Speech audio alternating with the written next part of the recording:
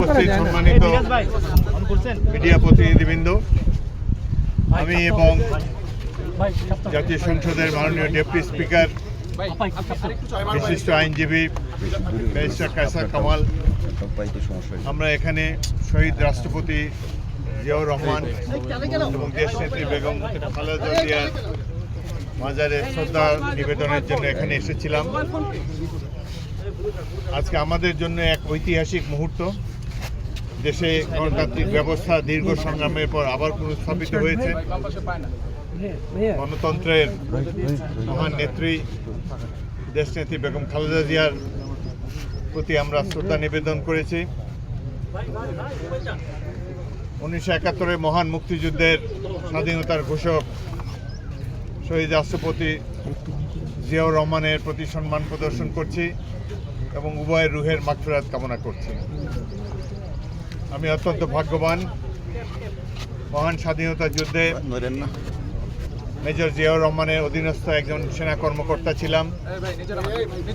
রণাঙ্গনে বিভিন্ন যুদ্ধে আমি মেজর জিয়াউর রহমানের নেতৃত্বে আক্রমণ এবং রক্ষণ পরিচালনা করেছি।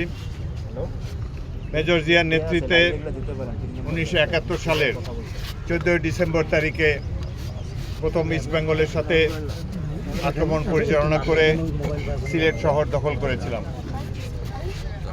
আজকে সেই সব স্মৃতি মনে পড়ে যাচ্ছে। বেগম খালেদা জিয়ার মন্ত্রিসভায় দুবার আমি মন্ত্রীর দায়িত্ব পালন করেছি। দুঃখের বিষয় আজ তিনি আমাদের মাঝে নেই, তবে দেশকে অনেক সার্ভিস তিনি দিয়েছেন। সংসদীয় গণতন্ত্র তিনিই প্রবর্তন করেছিলেন এই দেশে এবং শহীদ রাষ্ট্রপতি জিয়াউর রহমান তার সততা, দেশপ্রেমের কারণে দেশবাসীর মনে এক অক্ষয় অব্যয় স্থান দখল করে আছেন। আমরা আশা করি ত্রয়োদশ জাতীয় সংসদ মুক্তিযুদ্ধের লক্ষ্যসমূহ সাম্য, মানবিক মর্যাদা এবং সামাজিক সুবিচার লক্ষ্যে সর্বাত্মক উদ্যোগ গ্রহণ করবে।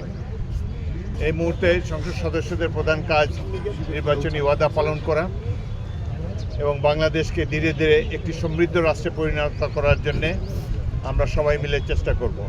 সরকার এবং বিরোধী দল উভয় মিলে বাংলাদেশের জনগণের আশা আকাঙ্ক্ষার বাস্তব রূপ দেওয়ার জন্যে উদ্যোগ গ্রহণ করবেন, এটাই আমরা কামনা করছি।